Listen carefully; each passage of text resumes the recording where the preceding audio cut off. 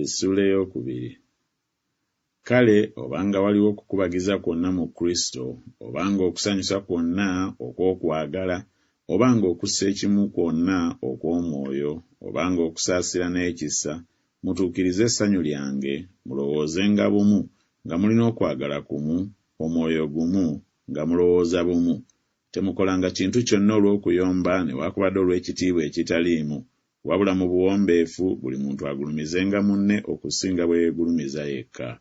Temutunuuliranga buli muntu ebibye yekka, era naye buli muntu n'eby'abalala. Mmwe mubeerengamu okulowooza kuli era okwali mu Kristo Yesu.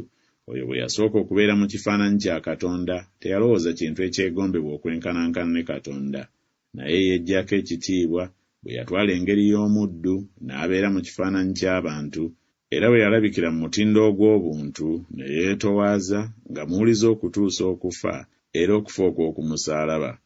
Era Katonda kyeyava amugulumiza ennyo n'amuwa erinnya liri erisinga amannya gonna.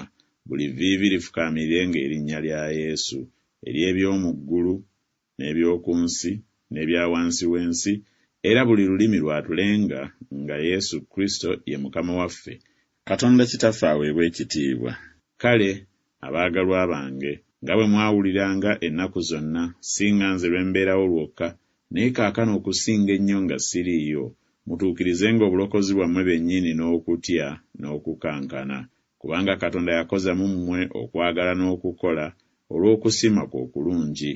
Mukolenga byonna awatali kwemulugunyanga n'empaka, mulemenga okubaako kye munenyezebwa newaakubadde ettima, abaana ba Katonda abatalina mabala wakati w'emirembe egyakyama emikakanyavu gye mulabikiramu ng'ettabaaza z'omu nsi, nga mwolesa ekigambo eky'obulamu, ndyoke mbeere n'okwenyumiriza ku lunaku lwa Kristo, kubanga saddukira bwereere so saafubira bwereere.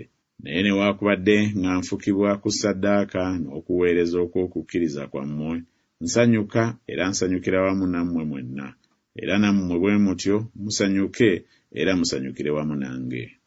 Naye nsuubira mu Mukama waffe Yesu okubatumira amangu Timoseewo, nange ndyoke nguma omwoyo bwe ndimala okutegeera ebifa gye muli. Kubanga sirina muntu mulala alina emmeeme eyenkana n'ey'oyo aligenderera ebyammwe mu mazima.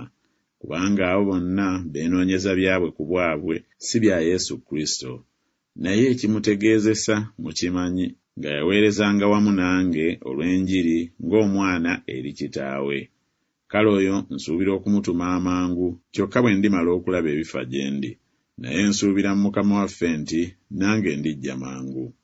Naye nalaba nga kigwanye okubatumira Epafuladito muganda wange, era mukozi munnange, era mulwanyi munnange, naye ye mutume wammwe era omuweereza w'ebintu bye nneetaaga, kubanga yabalumirwa omwoyo mmwe mwenna, ne yeeraliikirira nnyo, kubanga mwawulira nga yalwala.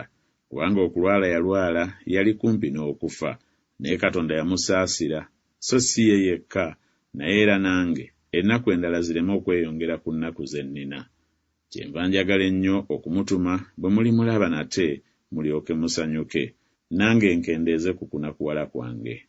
Kale mumwanirizanga Mukama waffe n'essanyu lyonna, era abafaanana ng'oyo mubassengamu ekitiibwa, kubanga yabulako katono afe olw'omulimu gwa Kristo, bwe yasingawo obulamu bwe alyoke atuukirize ekyabulako mu kuweereza kwammwe gye ndi.